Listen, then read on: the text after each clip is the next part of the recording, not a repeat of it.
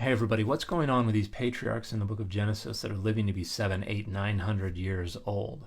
Was there something in the water? Was the environment cleaner back then? Did they say years when they meant months? Is there something else going on? The reality is much simpler and much more disappointing. These years are simply fictional. They're just made up. They have a chronology, they have these ancient important figures, and they're fiddling with the years to have them fit in ways that they want. But this is not novel. This is following in a more ancient tradition that we find in the Sumerian king lists that go back to around 2000 BCE. And in those versions, we have kings reigning before the flood who are reigning from like 28,000 to 43,000 years each. And the scientific historical answer is Glen Rose, Texas. This rural southern town has a population of only 2,500, but may hold one of the most incredible archaeological artifacts ever found. At the Creation Evidence Museum is an ancient hammer known as the London Artifact, named after the central Texas town where it was discovered in 1936. The hammer itself was found in the Travis Formation. It's a concretion of sandstone. And it usually takes about 140 million years for this to form. That would put it at 140 million years old. Mainstream scientists contend that the first modern humans emerged only 200,000 years ago. But if so, how is it possible that such an artifact exists? The hammer was scientifically analyzed in the 1980s by two independent labs, the Creation Science Foundation based in Australia and the Battelle Memorial Laboratory in Columbus, Ohio. Incredibly, both labs concluded that the hammer could indeed be over 100 million years old. Part of the handle actually is starting to go through a process called coalification. It's where you have inorganic material and organic material changing into coal. This is something that just simply can't happen in the span of, say, 100 years. Like most people saying, oh, this is nothing more than a hammer that was left behind by a would-be prospector from the mid-1800s. In addition to coalification, the handle of the hammer shows signs of petrification. This process of the organic wood being replaced by mineral crystals takes millions of years. Test results concluded that the material on the hammerhead consisted of 96.6% iron, 2.6% chlorine, and less than 1% sulfur. Incredibly, this material contained no carbon to indicate modern manufacturing. When we were making steel for tools, part of the process is to use a blast furnace to remove carbon out of it completely, but we always have about 0.2 to 2% left over. There's always a carbon signature on our steel, but there wasn't any carbon whatsoever that was found in this particular material. This object may be as old as 140 million years. And obviously, that's a crazy proposition if you think that modern-day archaeology suggests that we've only been around for about 10,000 years, creating stuff with our own hands. So this falls into the category of out-of-place artifacts. Artifacts that shouldn't exist.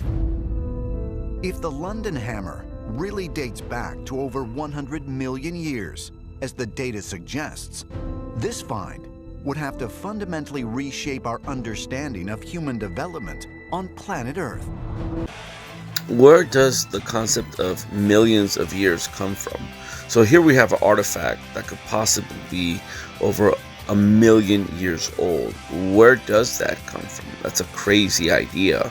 Well, crazy idea if you believe the modern tradition, so to speak.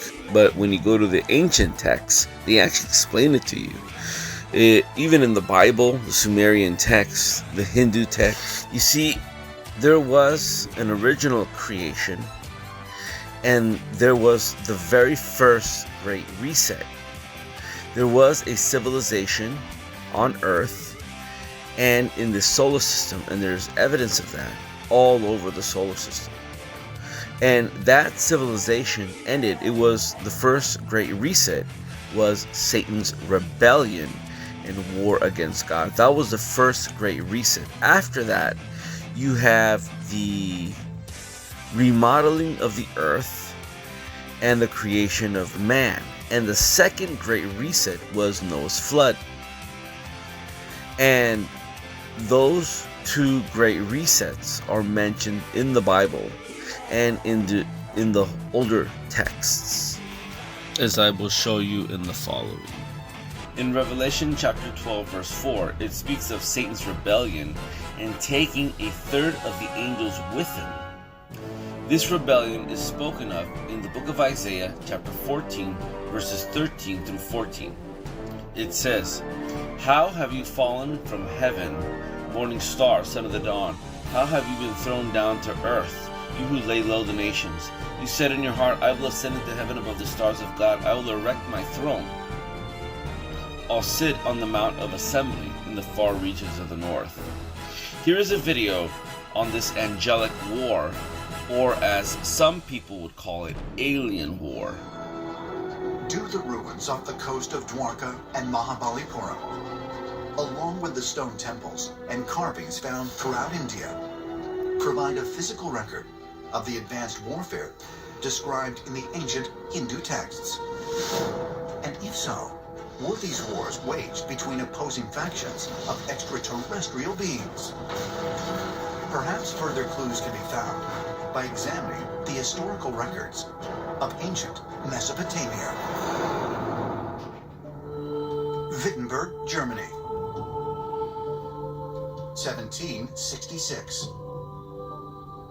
Astronomer Johann Daniel Titius proposes that there is a consistent pattern in the layout of the planets of our solar system, except for one highly unusual anomaly. The distribution of the planets in the solar system has always been a puzzle. They seem to be spaced out according to some sort of mathematical arrangement, but there's a big gap between Mars and Jupiter. And when you look there today, what we see is the asteroids, lots and lots of rocky fragments. The discovery led astronomers to conclude that there had to at one time have been a planet between the orbits of Mars and Jupiter. And what lies within this gap now is an asteroid belt. Many scientists speculate that these asteroids are the remnants of a world that was destroyed thousands of years ago by some cosmic collision. But according to ancient astronaut theorist Zecharia Sitchin, the destruction of this lost planet may not have been due to natural causes. As evidence, he cited the stories of the oldest known civilization, the Sumerians. The Sumerian myths point to the idea that there was this phenomenal cosmic battle. The gods fought amongst themselves across the cosmos, one planet fighting another planet. And then in fact, one planet was completely destroyed during this cosmic battle. And as a result of that, they destroyed their homeworld and had to reestablish civilization on a new planet.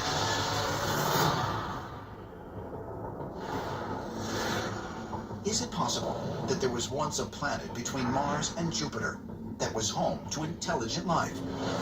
And if so, might its destruction have come as the result of an alien war?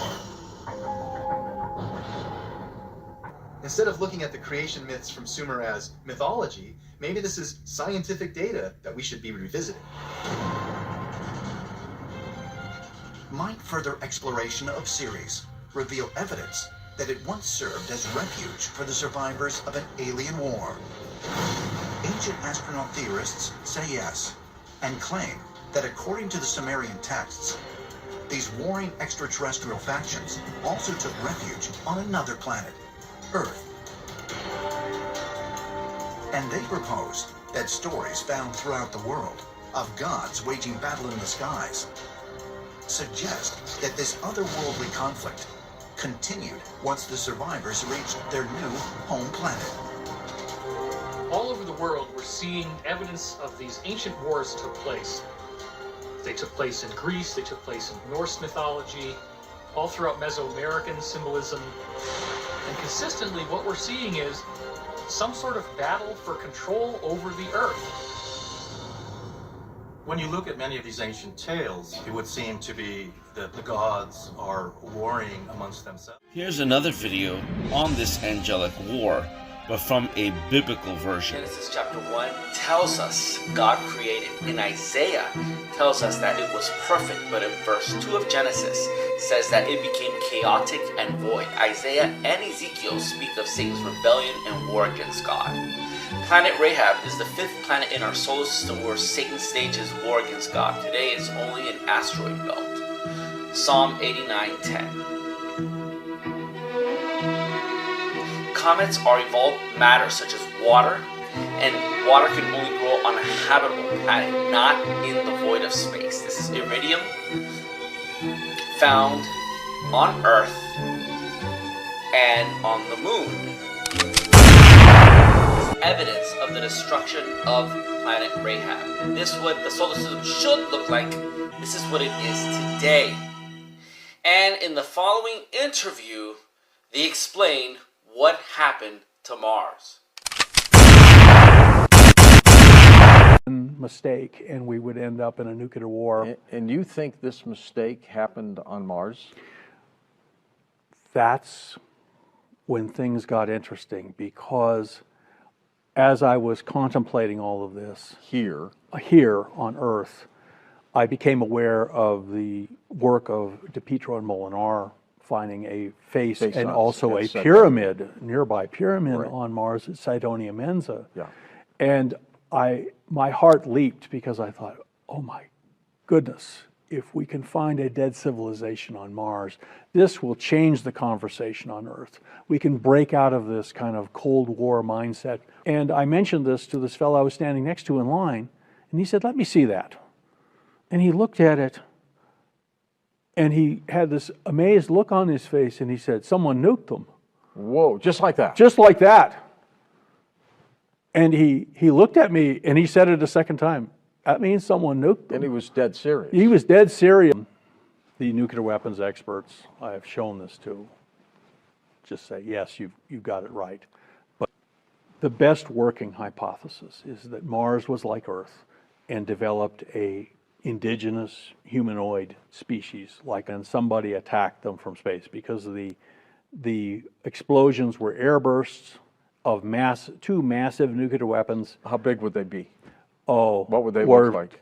They would have looked like the Empire State Building. That big? The iridium found on planet Earth is evidence of the destruction of planet Rahab. In verse 2, it uses a word in Genesis, asa, meaning to mold a substance that already exists. In other words, it's a remodeling of our solar system after the war, the angelic war that took place in the heavens. And in the Gospel of John, it says, in the beginning was the Word. It's logos, meaning the mind creationist of God that brings order to the universe. When God created Adam and Eve, Satan was already a fallen